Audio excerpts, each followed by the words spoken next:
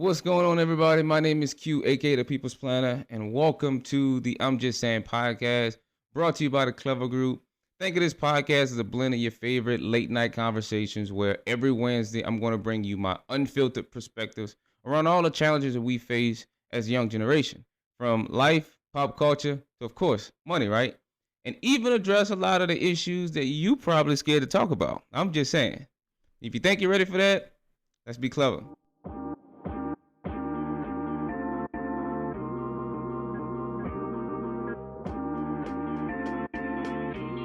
So this episode is gonna be a little bit different.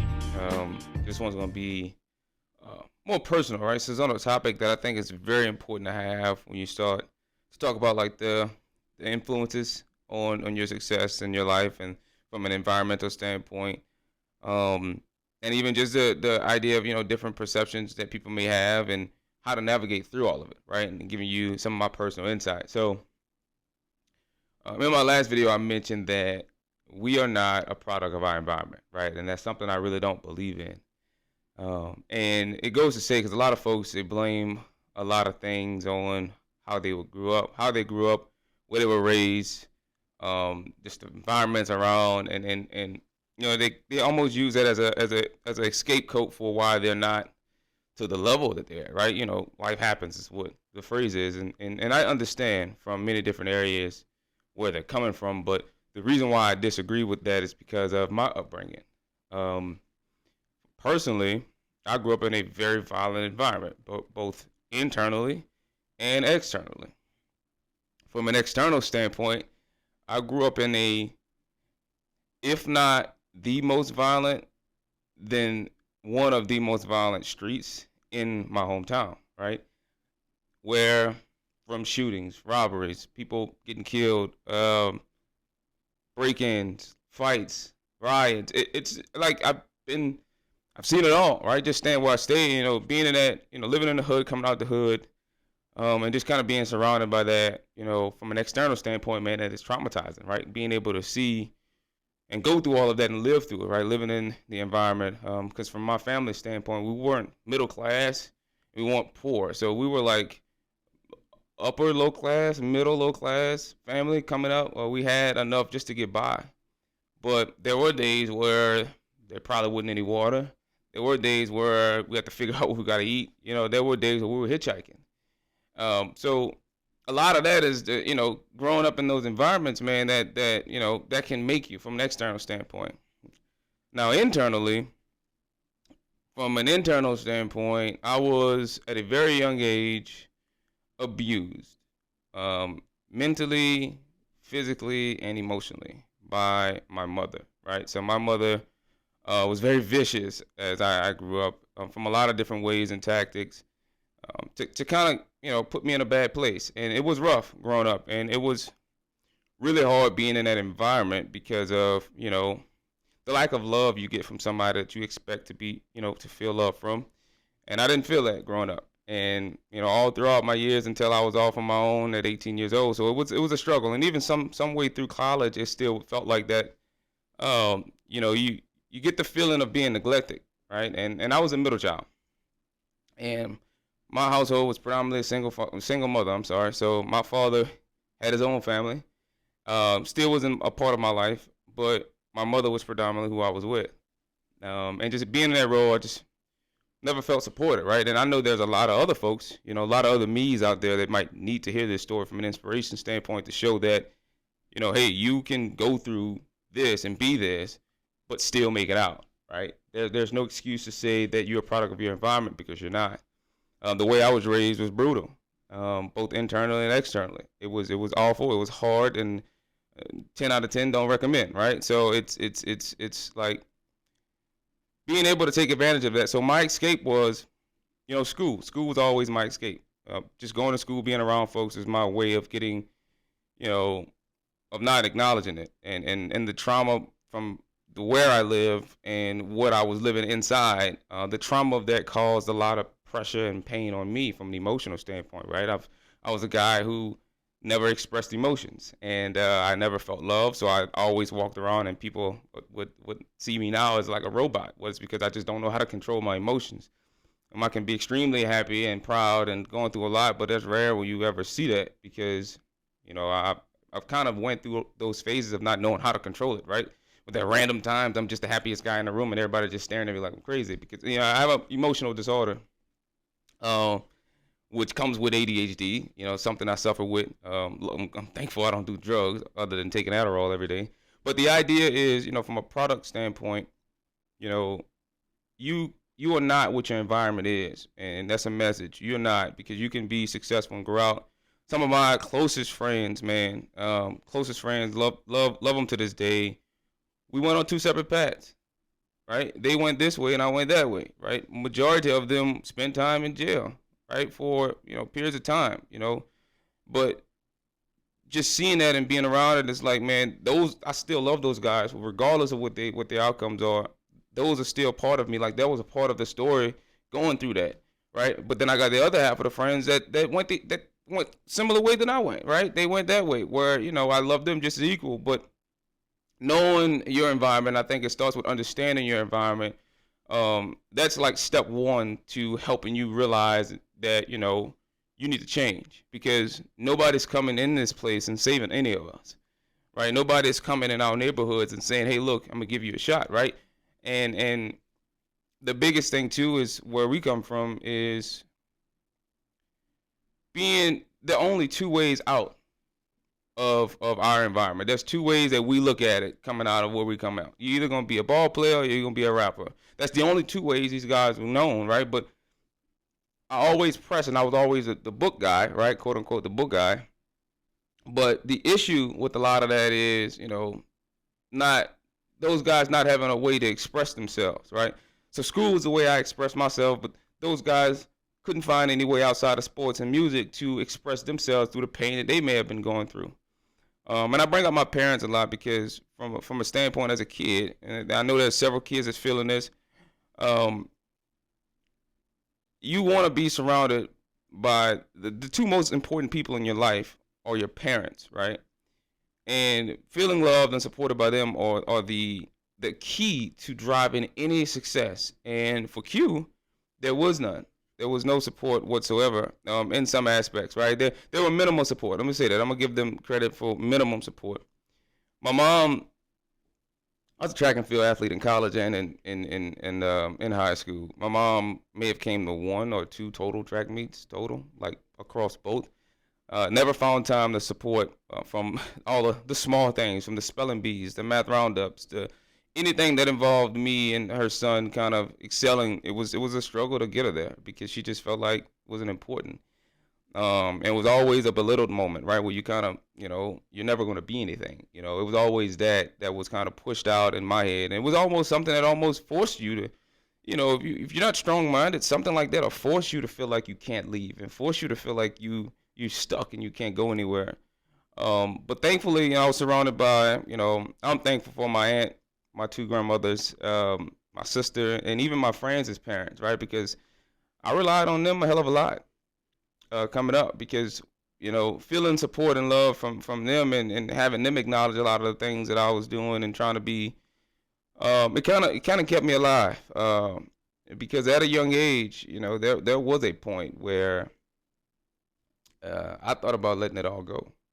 I didn't know how I was going to do it. I didn't have the courage to just jump. Never was going to do anything like that. I ain't crazy. But it were moments where it was like, if this car is coming at me, I'm not moving. Like, if somebody starts shooting at a club or shooting at this event, I'm not running. There were points when I reached that at a very young age throughout middle school and high school where it was just, I just couldn't take it. And going through, like, my mom was predominantly responsible for a lot of it. But on the opposite end, my father played a role in part of it, right? Because I never had the birds and the bees talk. I never knew how to drive. I never was taught how to drive. I was never going through any of that. But for my dad, there was a lot of things he didn't show up to. I signed my scholarship. My dad didn't show up. I had to walk for homecoming court. My dad didn't show up. Two of my most prestigious events in high school as a senior, he didn't show up, and his reasoning just was no. And I didn't understand, and I still didn't understand how a kid can do so much and trying his best to be the best that he could was just not getting the support that he needed. I never understood that, and it caused a lot of pain going through my entire life, like from relationships. It was hard to keep relationships because of how sporadic my brain is and how I'm emotionally detached sometimes, how it feels like I'm overly nonchalant. Um, Work, same way. It was hard to keep jobs because I just don't care. Like there's a lot of emotional scars that I deal with coming from the internal side of how I was raised. Through all of that, I would say it's not the story that you could just keep writing for yourself. You have the ability to control your own story. You know what I mean? So one thing I learned very early, and I installed in myself very early, was how can I get out of this environment, right? How can I find a way to leave? And one of the biggest scars that came with the trauma that I dealt with was running away from a lot of the issues. Like there are times where I'm afraid to face conflict, right? Because of just don't want to deal with it. And a lot of times, that can get backlash, right?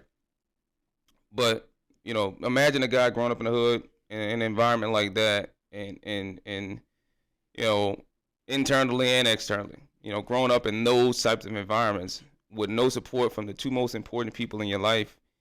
Imagine somebody like that, telling you their story, right? You're gonna automatically assume the end of the story is that they probably still stuck in that same place. But no,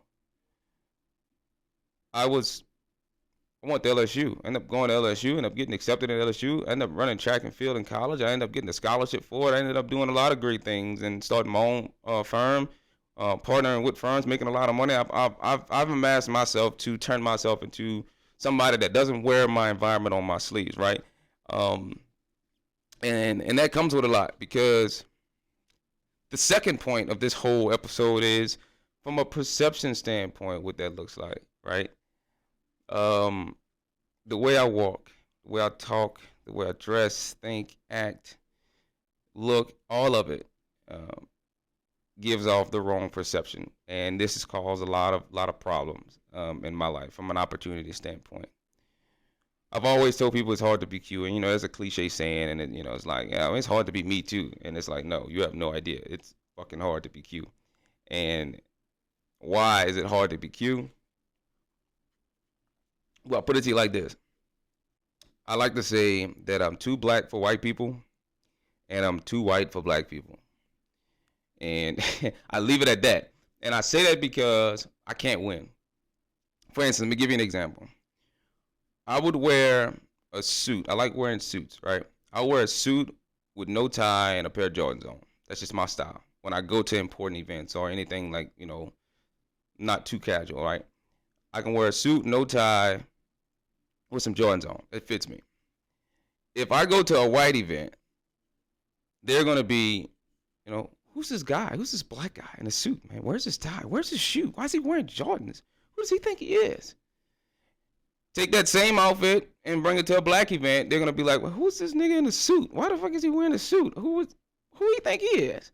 So I can't win. I can't be myself, and opportunities tend to overshadow because in a black mind, it's, I'm this private school, spoon fed, come from everything, parents did everything, supported, paid college, out of pocket, those types of black guys, right?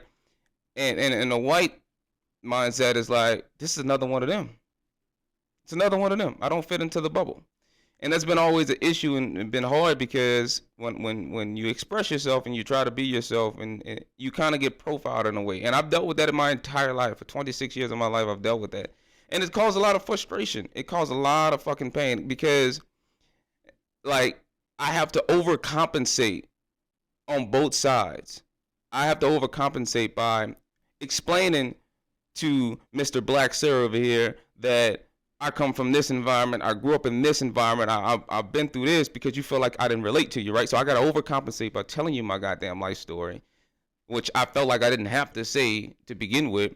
And on the opposite spectrum, I got to tell Mr. Good White Sir over here that, yes, I did go to LSU. Yes, I do have an MBA. Yes, I did do this. Yes, I did do that. Yes, I am qualified to sit at this same table that you're sitting at. Because when you perceive me, it comes off, right? It just really comes off, it throws you off the way that I am. Because in both areas, it's like, I don't fit into their bubble, but I don't fit into, like, I don't know if he's on my side or their side. So I'm gonna just not do business with him. I don't know if he's on my side or their side. So I'm just not gonna hire him, not gonna work with him. So all of that comes into fruition, and it's like, man, like I come from, like, you know what I mean? Like I come from that. I am this and I embody that, but I also did this too. Because I like to remind people, like, look at it, like I'm still this. I'm just a small one, right? So I'm still that, but I'm just a small one. So the idea is, a lot of that came with just the way that I wanted to conduct myself, right? Because growing up, I wasn't given the luxury of seeing what it was like to kind of thrive, right? And my parents and everybody in my family always would say, like, you talk white, you act white, you act like a white boy, and all this other bullshit. So it was almost like frustrating and almost neglectful, right? I felt neglected a lot throughout my entire life, and still do to this day. Like, I'm still suffering with it, because a lot of it is built on, I don't have no idea, honestly. I'm thinking out loud. I really don't know what it's built on, but it bothers me, because it's like I can't be smart. Like, I have to be profiled as a white boy. My dad would tell me that all the time, and that can get frustrating.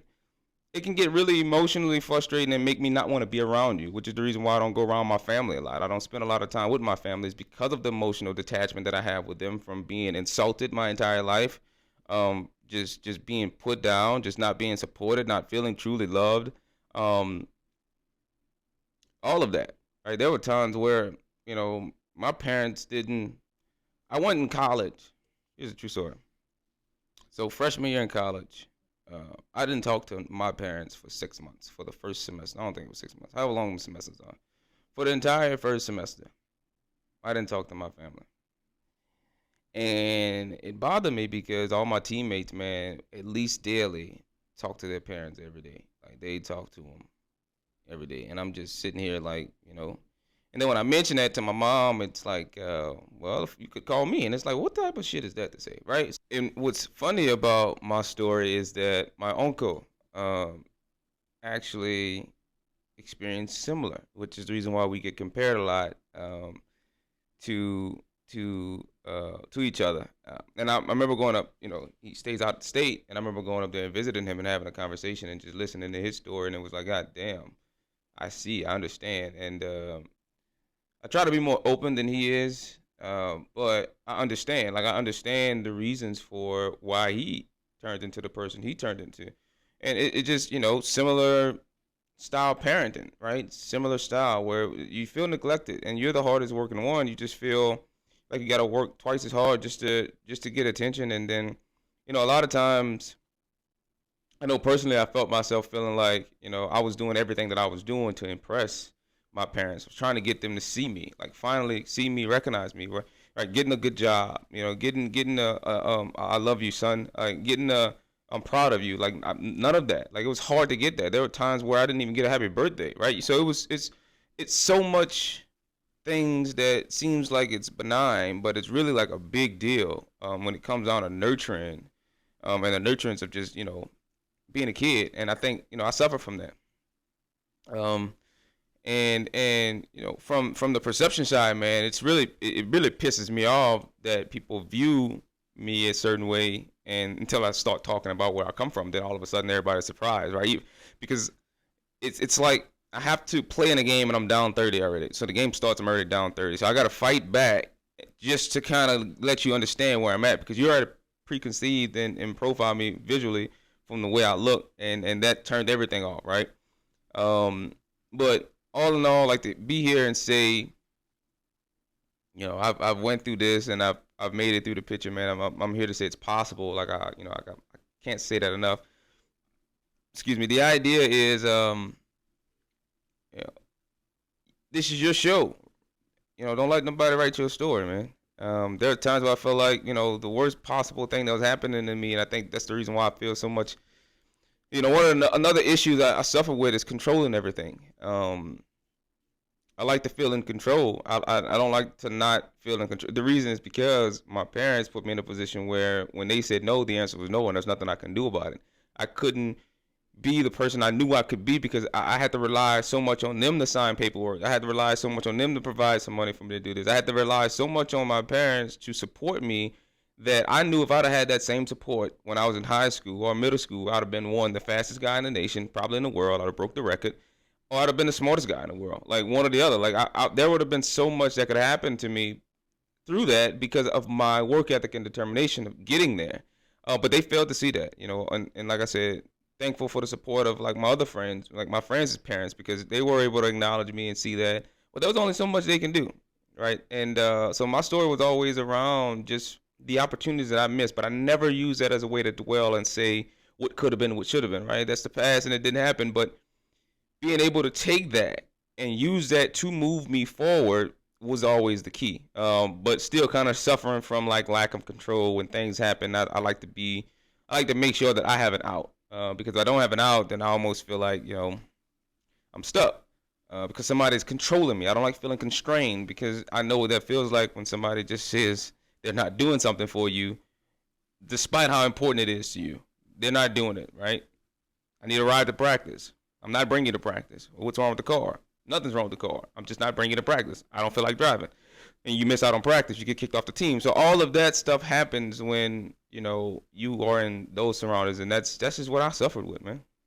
So it's a lot of different things. And I'm only mentioning this because, for that little girl, little boy out there that's going through trauma and feels like that they're can't get out.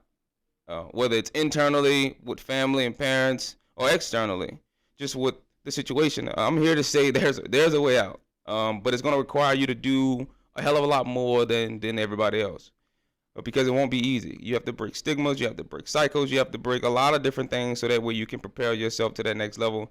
And I don't take none of it for granted. I love my parents to death. I love them the same. Like nothing changed, because what happened to me is I understood. I had to come to myself and figure out and understand exactly the trauma that they were going through and why they was putting it off on me. The fact that I specifically was the middle child and was the burden child. I was the child that technically wasn't supposed to be here, right? Because, 16-year-old, 15-year-old parent, that's a baby raising a baby, and two babies at that, because my sister's older than me. So the idea was, there's a way to get through that, man, and never let anybody say you can't. Never let anybody put you down, and it gets hard. Like it's easy to say, but it can get very, very, very hard, and it can be very lonely and very dark. And thankfully, a lot of my teachers even was there to support. So lean on some folks in your circle, parents, teachers, family. Not parents, I mean grandparents. Like just rely on a lot of those folks to take some of the pressure off of you, because it can be deeper, it can be hard. Because what I like to say is, what's worse? Think of a typical, not typical, but like when you think about like the pain you get from a family member, you either got a parent on drugs, parent that's incarcerated all the time. If you might have a parent who might have gotten killed or just might be involved in a lot of violence. You might have a parent who's disabled, very, very sick, very ill. All of those things can cause a certain trauma, and that's normal. But imagine having two completely, totally healthy parents who are not drug addicts, who are not alcoholics, who are not incarcerated, who are not any of that stuff, and they're just not willing. You know what I mean? That is probably the worst feeling, is knowing you have two completely healthy and capable parents who just not willing. And the idea is that, it's no because no. And at the same time, mixing that in with an environment that's just ruckus, and you can't leave because, you're not yet ready to leave because, your parents won't allow you to leave and give you a better life. So you kind of just got to deal with what's on the outside. But I'm here to tell you, man, like I've grown up, I'm telling you, where I come from, it was rough. But being able to say where I'm at now is it's an honor. But I'm mentioning this because, like I said before, there's a lot of other me's out there. There's a lot of other Q's who are going through this and feel like they can't be and get to the level that they want to get to, and they just feel stuck and trapped in their environment. And I'm here to say you're not a product of your environment. I don't believe in that at all, because I for once would never settle for my situation. I just don't think that it's fair. To sit down and blame it on your circumstances or situations. It's not fair, man. You got 24 hours in a day. Figure out how to get it done. Kobe Bryant was somebody I live by and love to just be inspired by. But it's, I mean, when you factor all of it in, the toughest part of it all is the outcome, right? So trying to work with folks, trying to be in relationships, trying to build relationships, and it just feels, it's hard because it's emotional, right? I don't like being vulnerable. I don't like expressing what I feel to a lot of people a lot of times. Um, I just there are times where I was felt like I was too closed off, in relationships. I either loved you too much, or I didn't love you enough. Like, it was a lot of things that you kind of got to mold around and build around. But it's possible. You're not really stuck. You're not really stuck. You just haven't found the light. And the way to do that is to turn that light bulb on and let that light bulb go off by asking yourself, how the hell do I get out of this? How do I change this? I've cried several times to, that situation. There are times where, it's just me in the middle of the damn night when I got put out the house. Like, I got to figure this out. Like, I can't keep doing this, right? So you got, it's possible. But it's tougher when you go through things like that because it does leave you damaged, and it's okay. So just being able to express that and be comfortable in your own damn skin, I think that's where it gets at, because there's a lot of things that are much worse. I think it can get much worse than that. Yes, I'm sure it can. It's possible, but from my standpoint, that's probably the lowest of low, because certain things is kind of expected. It's a typical story when you listen to a movie. This one is different. This movie is a little bit different. But like I said, I love my parents to death. Our relationships did get better over the years, after some I guess some level of maturity and growth in all of our minds and heads, as well as some threats. From a standpoint of, I was willing to not talk to any of them for the rest of my life, and I was serious. The idea is that I no longer want to be surrounded by, things in that nature. But the question for y'all is, do I still owe my parents anything? Knowing the hardship they put me through, do I owe them anything? That's a question. But in the meantime, man, that's all I got for this episode. I really, really, really enjoy finally getting a chance, because it was pressuring for me to kind of release this, but I knew I had to. But I enjoy sharing this content and giving y'all, a little piece of my world, in this aspect, man. But in the meantime, man, I really appreciate all the love and support throughout the entire journey we've been on, episode 4 already. Feel free to like, share, subscribe, comment, move this around as I continue to grow the channel and grow everything else going forward. But in the meantime, you guys know the motto: always be clever.